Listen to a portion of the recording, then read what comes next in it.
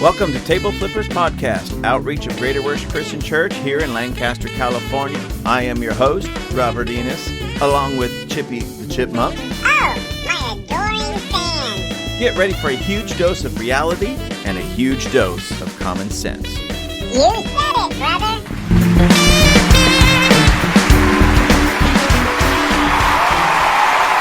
Hello, ladies and gentlemen. Thank you for all your love and your support, and just being here with me and being here for me. I appreciate each and every one of you. You know, today, I was looking over some things, reading through some articles, educating myself, ladies and gentlemen, which each and every one of us should be doing, and it's not that difficult. Go find a great news source, such as Daily Wire, something of that nature, maybe, Epic Times, News Max, not Newsweek, News Max, and just start reading. If you have to pay for a subscription, they're usually fairly inexpensive, but start reading and get educated on some of these things. Find out what's going on in our world from a real world source that doesn't have any reason to lie to you. They're not connected to any party. The ones that I just mentioned are conservative, but they're not being controlled by any party, where CNN, MSNBC, and now even beloved Fox News, for the most part, is being controlled by the liberals, by the Democrats. So stay away from those. They're just garbage. Today I want to talk to you about something. I want to talk to you a little bit about Marxism, communism. But before I get into an article, and this article that I'm going to read is very, very, very short, but it just gets to the point and says what it needs to say. That's what I appreciate. But before I get to that article, I want to share something with you. This is a plug for a movie. Now, I don't normally do this for a lot of reasons, even though there might be some movies out there that I enjoy. My wife and I, now I'm going to give you a plug for VidAngel. But my wife and I, when we do watch TV, we don't have cable or satellite or anything like that. So we don't have the normal stations. We just watch things, maybe Netflix or Amazon or something of that nature. But we watch it, we filter it, if you will, through VidAngel. VidAngel is an app that you can get for your television for watching these things, like on Fire Stick or whatever. And it filters. You can set the filters. If you don't want any cursing, you can block out all the cursing. If you don't want violence, you can block out all the violence. If you don't want any nudity, you can block out all the nudity. And that's what we do. So some 2-hour movies turn out to be 15-minute movies when we get rid of the garbage. Maybe not that bad, but it seems like it sometimes. So we watch everything on our television at home through VidAngel because, honestly, ladies and gentlemen, I don't know what's going on in Hollyweird, but Hollyweird has really lived up to its name. They're weird. They're pushing such a strange, I don't know. I don't want to call it an agenda because I don't know if they all got together and thought about it.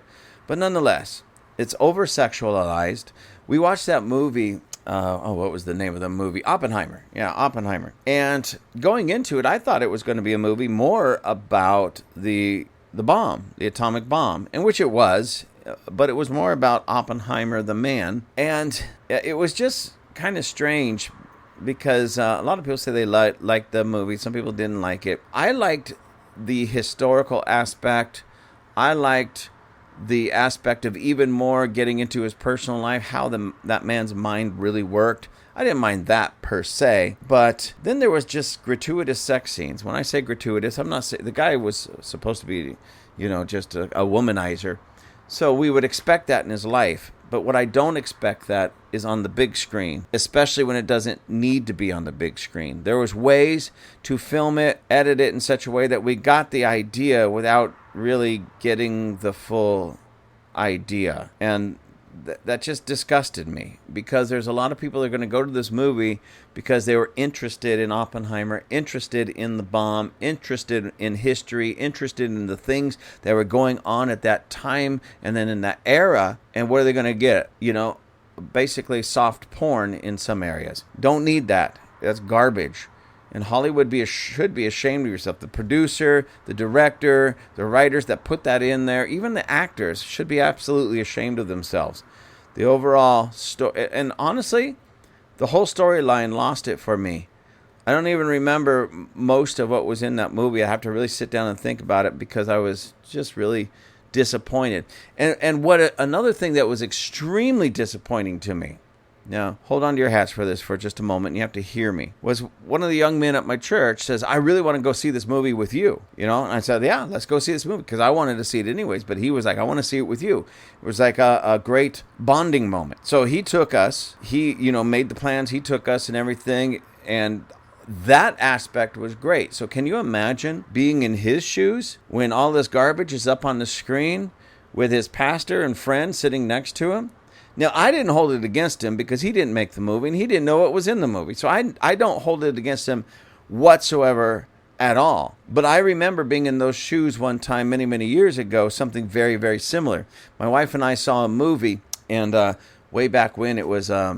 who did that? I forget what. Clean Flicks, I think was the name of it. Clean Flicks. That was where they would take these movies and basically make them for like TV versions of them, and then you can rent them and watch the movie. You don't want all the garbage. So we watched this movie. It was a phenomenal movie, but we watched it on Clean Flicks, and so we thought it was a great movie. And so we had some friends over. We rented the movie because we didn't have the Clean Flicks version anymore, but we rented the movie, just not even thinking that it could be that bad. And it was so filthy, we were sitting there just embarrassed. We ended up having to turn it off and apologize and then explain to them, So I say this, I'm not going to name your name only because I didn't get your permission to, but I know you're going to listen to this. I hold nothing against you whatsoever, not at all. You have nothing to be embarrassed about. I was in your shoes, literally, pretty much, almost exactly.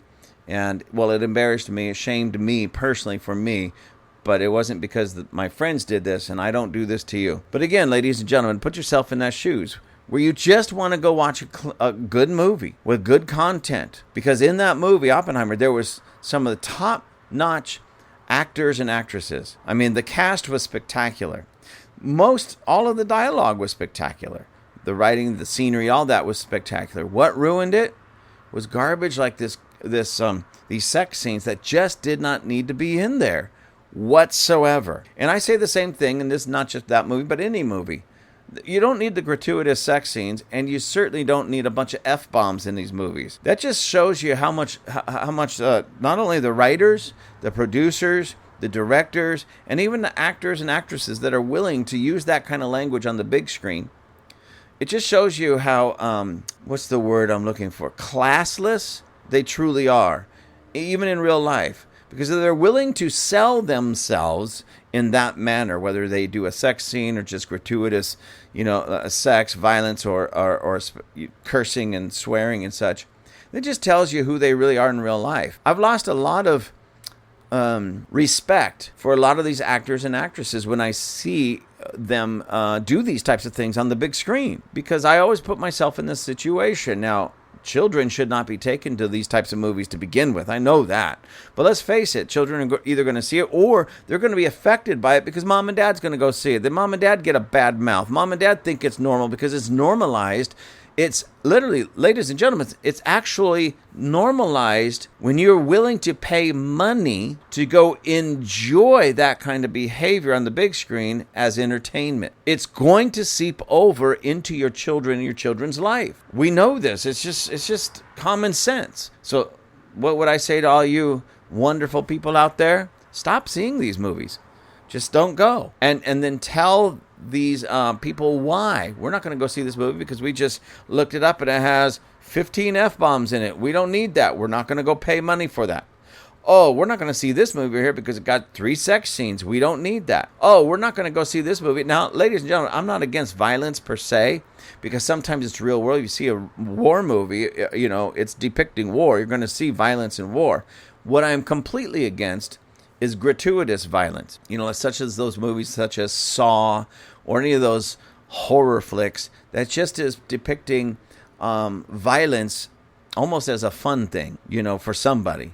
I don't like that. I don't like gratuitous violence, and I don't really like the really graphic violence when it doesn't need to be. Again, if I'm watching a war movie or something of that nature, maybe that's a little bit different. But that's a big difference than watching, say, Saving Private Ryan, where these things are real world and it actually happened, and our men that went over there actually witnessed this and saw this, and even some of them came home with missing limbs and everything. That's real world. We don't need to turn that into quote-unquote entertainment, but from a historical standpoint and a standpoint of just understanding what they went through. Yes, when I say I'm all good for it, I'm not all good, because that's real world stuff that people actually experienced. So anyways, how did I get off on VidAngel? Anyways, get VidAngel and watch all your movies and even TV shows, because some of the TV shows today are just garbage with the nonsense that they throw in there. And the overall show might be okay, but they throw in these garbage scenes and this garbage language, and you can get rid of all of it with VidAngel. Now, VidAngel should send me some royalties because I just gave them a plug. But that's not really what I wanted to talk about. I wanted to talk about this movie. And again, I don't normally do this, but I'm doing this. Well, you'll see why in a moment. But there was a movie called For Greater Glory. And the subtitle is The True Story of Cristiada. I believe that's how you pronounce that word. Anyways, it's a movie about Mexico in the 1920s, where the president at the time, I believe the president was communist or leaning very much communist, and he started enacting some laws against the Catholic Church and against the priests and such. And it really started to cause a lot of problems. It wasn't just problems for the church, it was problems for all of Mexico and all the Mexican people. And so basically a civil war breaks out. And there was this general, Goros Diada, hopefully I'm saying that right, played by Andy Garcia, his wife, who was played by Eva Longoria. Anyways, they were witnessing this, watching this, but he didn't want to get into this battle. He was retired, but when he began to see just how bad it was getting for the people of Mexico, even though in the movie he wasn't much of a religious man, he knew he had to fight on behalf of religious freedom in Mexico. So he gets into it, and I won't say any more than that. It's a great movie, by the way. It's a phenomenal movie. I don't know why it didn't do better at the box office. I do have some ideas. Number one, it took place in Mexico. A lot of Americans aren't really interested in what took place in Mexico, even though Mexico is right there, our neighbor to the south. We should be very much involved in Mexico in a positive way and interested in what's going on in Mexico, because what goes on in Mexico eventually makes its way across the border to us. We should have a great relationship with Mexico, and we should do everything we possibly can do to help our Mexican neighbors. But nonetheless, again, this goes back to 1920 with the communist takeover of Mexico, or attempted takeover, and them fighting against it for their freedom. Another reason why I don't think this movie did so well at the box office was because it was about the defeat of communism and the wickedness, the evil that communism is. And of course, they defeated communism and the wickedness of communism. And a lot of people today, even here in the United States of America, are so left-leaning, so socialist-minded and communist Marxist-minded that offends them. Yeah, they're the crowd that gets offended at everything except their own stupid behavior. They get offended at you when you don't wear a mask, and they demand that you wear a mask. They get offended at you that you don't believe or buy into the lie of the climate change. They get mad at you when you don't, where you feel that abortion is actually murder and it should be illegal. They get so mad at you that they'll literally scream in your face over that, something of that nature. They'll protest everything that's good, but they will certainly fold like a bunch of crying babies when somebody protests them and their beliefs. That's why I believe that this didn't do too well at the box office, which is really sad to me, because it really was a phenomenal movie, or is, I should say, because it's still in circulation, is. It came out in 2012, and if you haven't seen it, it's called For Greater Glory. For Greater Glory with Andy Garcia and Eva Longoria. You can find it easily. Please watch this movie and learn from this movie what they had to go through in Mexico in the 1920s. Ladies and gentlemen, if we don't get our heads screwed on straight and stop what's going on here in the United States, in a big way, we're going to have to do the same thing to fight our way out of this mess that's being created by these leftists. So please watch that movie, check it out, get into it. Great movie, love it. And I was just thinking the other day, because I was just in Mexico, and we were just there, just hanging out, praying and such. And that movie kept coming up in my mind many, many times. So I'm going to watch that again very soon, maybe even tonight. I don't know. And because it was a great movie, and it's just something that should speak to all of us. But now here's the article I want to share with you. And this is again out of Daily Wire. And this was published yesterday, September 6th, 2023. And by the way, ladies and gentlemen, today is Thursday, at least at the time of this recording. Thursday, September 7th, 2023, and it's 2:09 p.m. Moms and dads, where are your children? Wives, where are your husbands? Husbands, where are your wives? I don't know why I said that. I just said it's 2:09 p.m. and it reminded me of like a commercial that they used to give many, many years ago. Parents, where are your children? Reminding parents, oh yeah, we got kids. We better go find them. It's pretty sad when you have to put out a commercial break to remind parents that they actually have children. Go figure out where they're at. Anyways, this is from Daily Wire again, their news section. And the title of this article says, thousands of parents in Mexico torch education materials featuring Marxist communist indoctrination, a report says.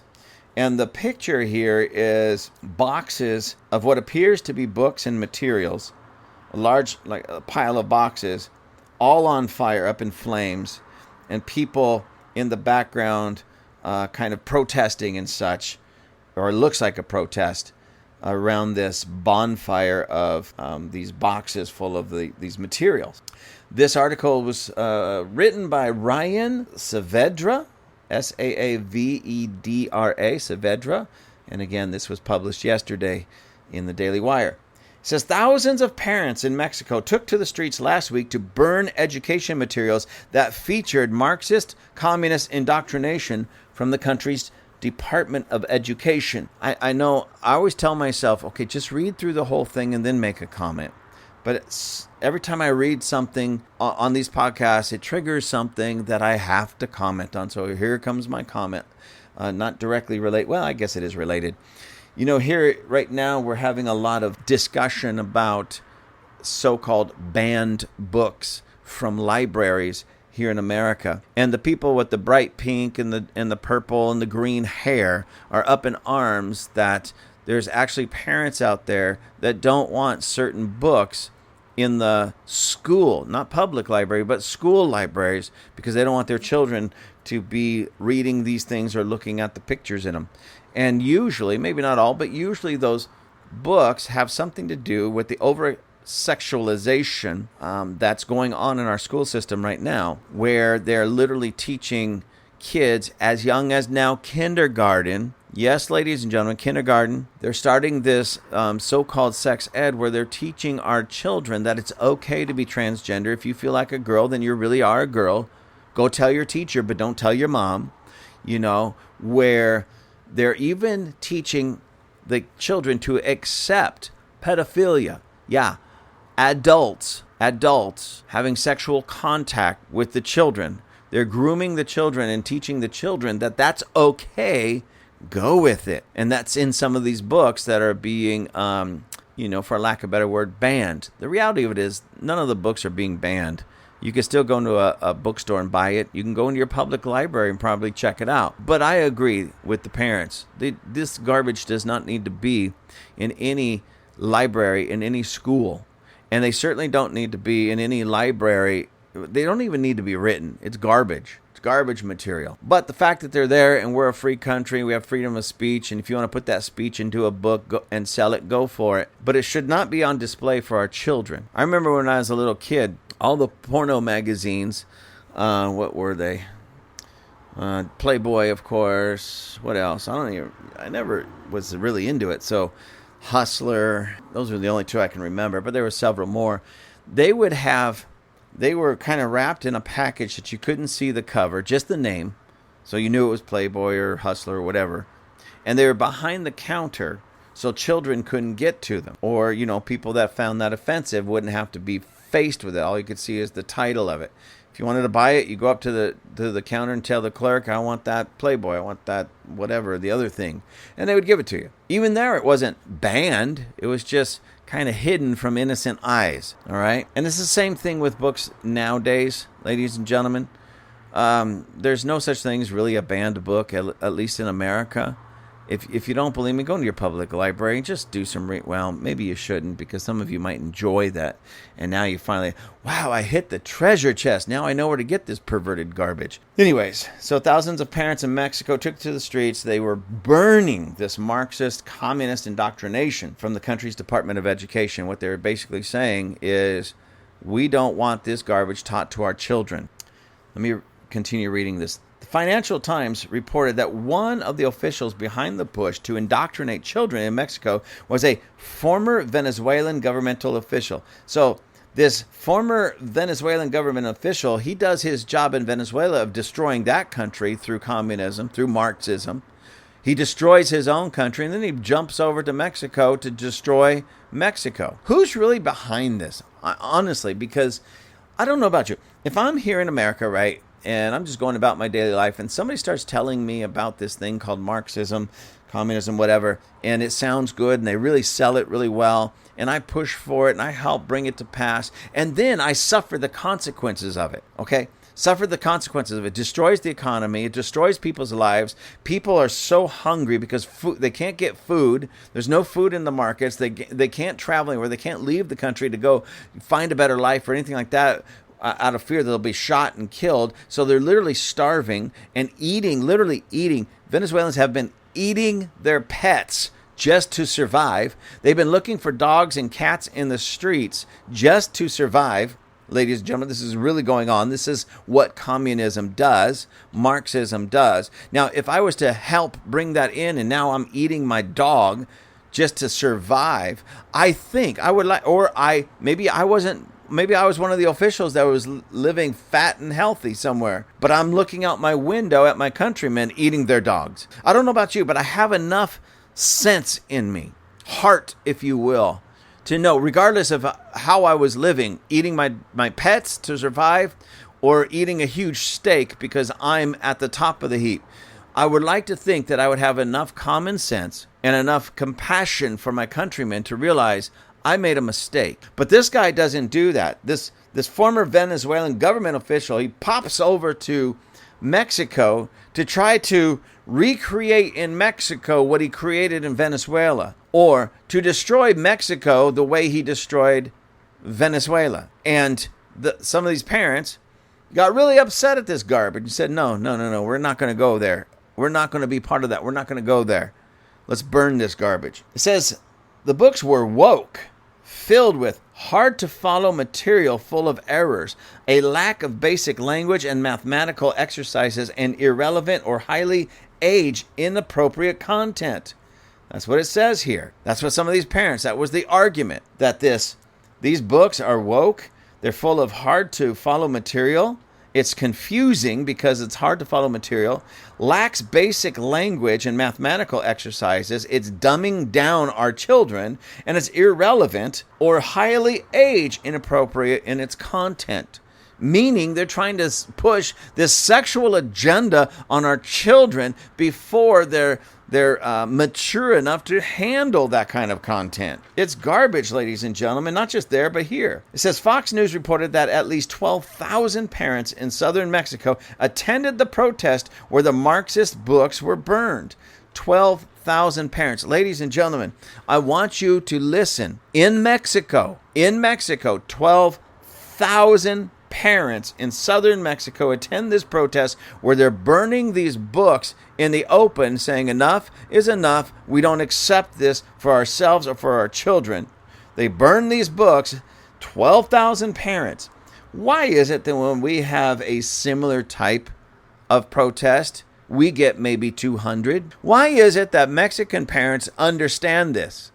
They get it, and they rise up as one voice, one man, and fight. By burning these books, 12,000 of them, we have the same problems here. We're trying to fight against it. We have a rally, and we get maybe 200 people, sometimes less. Why is that? So, I hate to say it like this. I never thought I would say this because I'm very much a patriot. I love this country. I love the people of this country. I don't like my government, but I love the country. And I think United States of America is still the greatest country on the face of the planet. But at the same time, I'm just going to be honest with you, ladies and gentlemen. I'm not losing my patriotism by saying this. When I see people in Mexico rising up, and was it about 2 years ago, we saw the people of Greece rising up. We saw some people in, was it the Netherlands, where they did the tractor, the farmers and the tractors doing the protests, and then other places where they have the truckers doing their protests.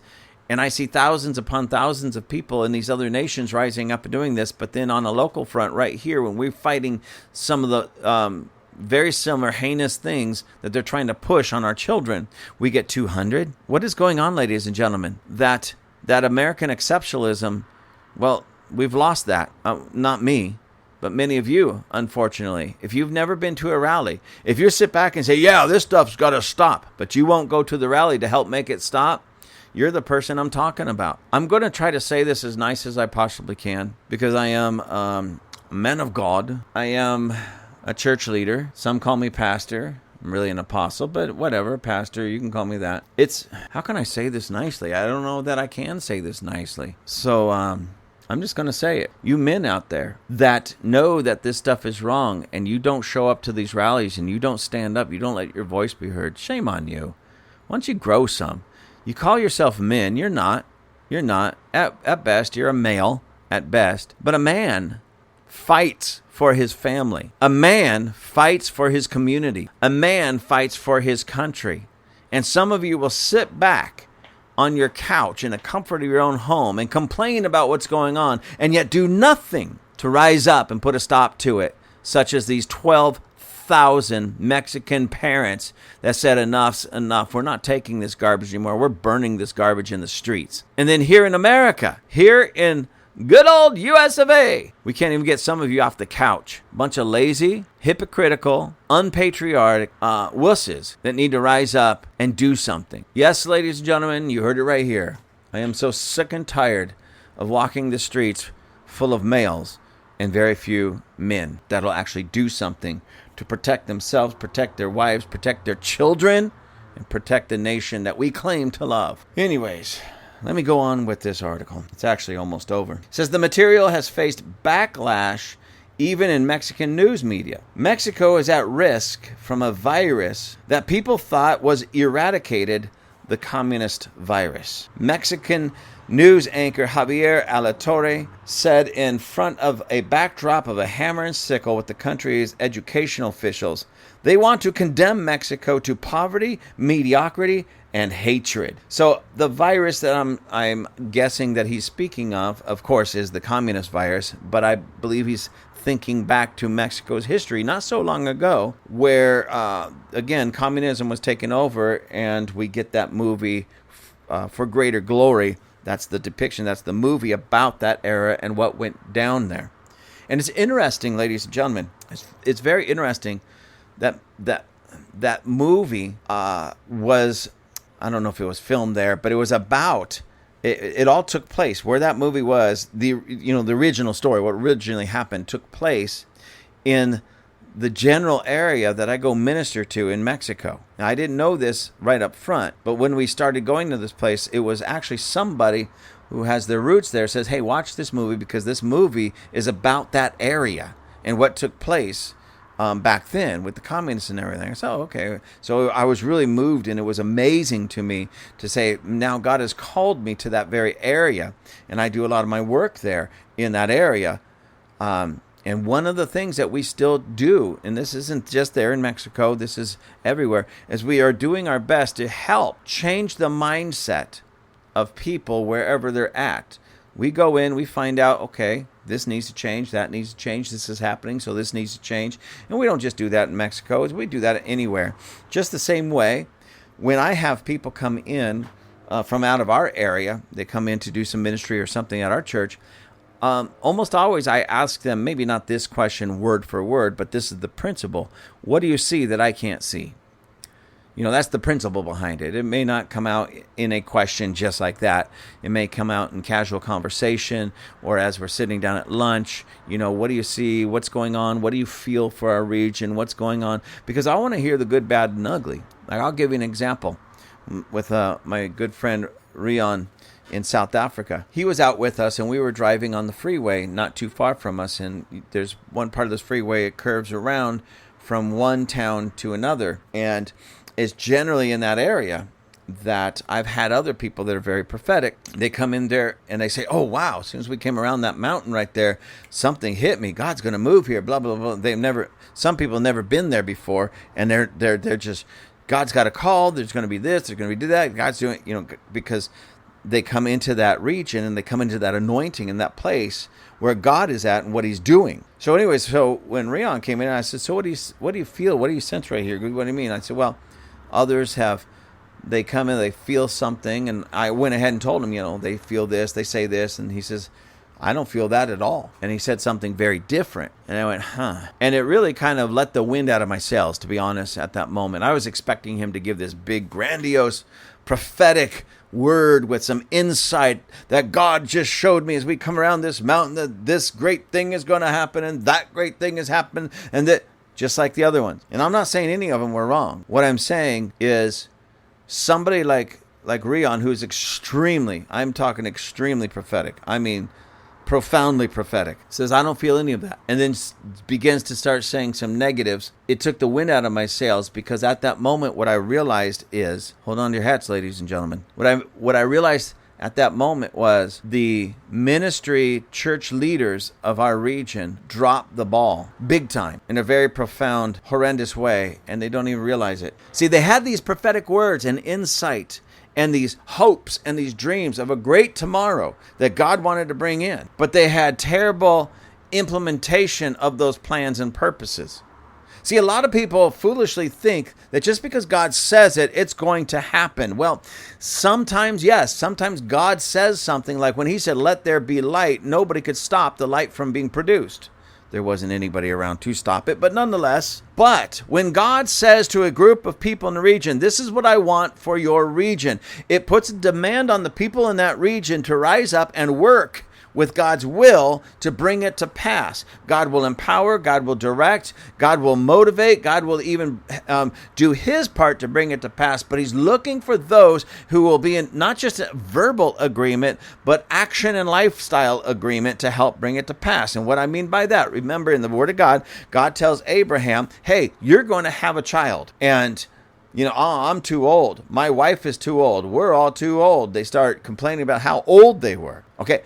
But a lot of people look at, well, if it was God, it would just happen. It doesn't work that way sometimes. You got to know that Abraham and Sarah had to go do something to work with that word. You're going to have a baby. Okay, we better get busy. I won't say any more, ladies and gentlemen. I believe that you're all smart enough to get the picture of what I'm alluding to. But if they would have went and slept in separate beds for the next 5 years, that baby never would have come.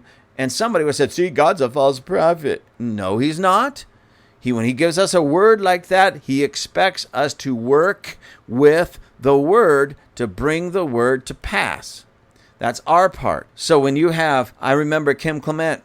Those of you may not know him. He was a really strong prophet in the body of Christ. He's passed away just the last few years. Anyways, he prophesied one time. I remember a meeting, one of the last meetings that he had in our region, and it was hosted by a group of pastors. And he said to these pastors, he says, you pastors, if you would just get together and pray and just truly seek my face together, get together, pray, seek my face, there will be a move of God launched in this region that it would be unprecedented. And I got super excited because prayer has always been my thing, and I always tried to get pastors and church leaders together to pray. So as soon as that meeting was over, I went and I found one of the hosting pastors. I told him, listen, hey, that word from Kim Clement is right on, and if you guys start a prayer meeting, let me know. I'll be there. And the guy was so arrogantly and pompously just smacking his gum, like staring at me like he could care less about what I was saying. Yeah, okay. If we get anything going, I'll let you know. Turned around and walked away. I went, okay, whatever. He didn't get it. Went and found another pastor, one of the host pastors. There was several pastors that hosted him. Found another host pastor. Hey, if you guys get that prayer meeting together, like Prophet Kim just said, let me know. I'll be there. Yeah. If I'll let you know. Turned around and walked away. Another pastor, hey! By this time I wasn't, too excited anymore. Not about the word, but about these guys. Okay, listen, dude, if you're going to get a prayer meeting together, just let me know. All right, just let me know. I'll be there. Yeah. We'll talk about it. We'll get the word out. I'm sure we'll let you know. Do you know that was many, many years ago. And those guys never got together to pray. Not once that I know of. Another pastor who wasn't part of that group tried to get a prayer meeting together. He was a charismatic guy, and he invited a bunch of pastors. I went to the very first one, and of course, he lays down the ground rules for that meeting. And he says, okay, just so we don't offend. And there was some Baptist in the room, and I think there was a Presbyterian or whatever, and most everybody was charismatic in that room. Most everybody, large portion of them. And then we were all told that we can't pray in tongues. I just went, this ain't going nowhere. You already told Holy Spirit he's not welcome here. This ain't going nowhere. And you're caving in to the lowest common denominator in the room. This isn't going nowhere. So I still went to a couple of those prayer meetings. And let me tell you, they were dry and boring. And then it just soon fizzled out. Why? Well, because they were dry and boring. No Holy Spirit. It just is dry. And it is boring, and it fizzled out. That's so many years ago. And before anybody says, well, why didn't you do anything? I did. I put together some meetings called Tearing Down the Walls, where we would rent halls to bring in people so they didn't have to go like, well, I don't want to go to that church. I don't want to lose my members of that church. So we'd rent school rooms and such, auditoriums at schools and such. And I would get worship teams that weren't necessarily connected and bring people together. And so we were already praying weekly, and we put the word out to all the pastors and all the churches in the entire region that we're going to be praying. We're praying weekly. More than welcome to come and join us. And so few of them did. But nonetheless, we put together these meetings. We advertised it. We put it out there. I didn't want to set myself up as the speaker, because I was kind of hosting it. So I wanted So our very first meeting, I had 2 pastors that were going to come in and do some tag team ministry and preaching.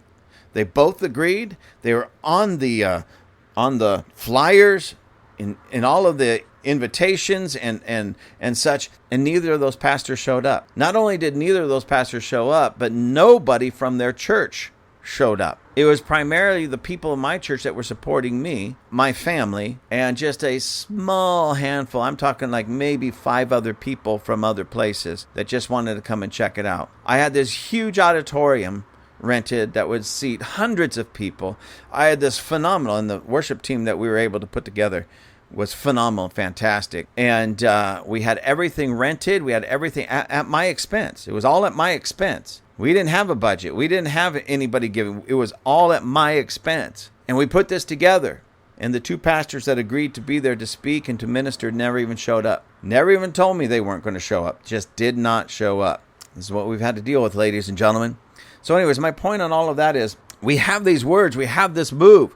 Going back to Prophet Rion, he's saying, I don't feel this. It was such a downer to me, not because he was lying, not because he himself was a downer, but because I knew everything in me that what he just said was true, because the leadership in our region dropped the ball. And since that time, my wife, my church, our leadership at our church have been doing our best to fill the gap in prayer and on every level that we possibly can. But we're one church in the entire region. And it seems, I'm not going to say all of them, but so many of the pastors, not just in our area, but all over, are doing things to pump themselves, to make themselves look good, that they're neglecting and forgetting about the call of God and the overall move of God in a region. It's like, I want to do this thing to make me and my church look so grand and so good. Why not just get out there and change the atmosphere of the entire region? Not only will you look good, but ultimately, and the biggest thing, God will look good. People will come to Christ. The entire region will change. But they have such short-sightedness, no vision. And for the most part, I'm not going to say completely, it was lost. Now, don't get me wrong. When I say lost, those words of God's move is still here, looming in the atmosphere of this region. And what do? We pull on them. We resurrect them. We bring them back to the altar. And that's what me and my church have been focusing on and basically doing. But so much better when the collective body of Christ in a given region gets it, because collectively we can push forward. Collectively we can do it. Now, what does this have to do with all this communist nonsense and Marxism in Mexico and also here? Well, ladies and gentlemen, what you see in the church manifests in culture and society, okay? You have pastors that won't show up for one reason or another. Often it's most likely because they are not the ones that are getting all the credit. They're not getting the glory, so they're not going to be a part of it. It's just the way it works in modern Western Christianity, unfortunately. I'm not saying everywhere. I'm just saying in many churches and many places. And then, so that means that their church members are not going to show up because they usually follow the step of their leader, their pastor. So the pastor's not going to be there. The church people are not going to be there. Oh, and then we have a rally. And then just your average everyday person who's against these things doesn't show up. Why? Because the atmosphere for laziness and blindness in that sense has been created by the leadership of the church. You see, all the way back even to this movie, For Greater Glory, it was the church that was predominantly in the fight against communism. The church. It was the Catholic Church, but the Catholic Church believing in Jesus, standing up and fighting against the communism. That's anti-God, anti-Christ, anti-everything good. And it was the church that stood up. So why is it in Mexico the church stood up and was willing to lay their life on the line to fight for something like that? And if you see the movie, you understand what I'm saying. They literally laid down their life to fight for something they believed in. But the church here in America, and even in right in my own hometown, can't even figure out what's right or what's wrong. And then when there is a rally to fight against something that's clearly anti-Christ, anti-God, anti-Bible, they can't even show up. But I can almost guarantee you, ladies and gentlemen, that if we built a platform out there and says, we want you to be the keynote speaker at this event, oh, they would show up. But say, we just want you to show up and with your people, let's wave some flags and shout some slogans and stand against this. No. And that's the way it's been. It's really sickening to me. It really is sickening to me. And it really just leaves an emptiness in my own stomach over some of this nonsense. But anyways, ladies and gentlemen, we are going to overcome all of this. We're going to rise up. Voices are going to be heard. People are going to stand strong. I just hope it's not too late. I really hope that it's not too late. I hope that we can take, a cue or follow the lead of these Mexican pastors. I'm sorry, not pastors, parents. Parents in Mexico that said enough's enough. We're getting rid of this garbage and demanding that it stop. Because, ladies and gentlemen, if we don't do that, who will? If we don't stand for our nation, for our future, for our children's future, our grandchildren's future, who will? It's time. It's time to rise up, Americans. It's time to stand strong, Americans, and show the world who we really are. Thank you for choosing Table Flippers Podcast. To find our merchandise page, go to gwcclancaster.org. Then find the Table Flippers link, click on it, and it'll take you right there. Until next time, have a fantastic day. Say goodbye, Chippy. Goodbye.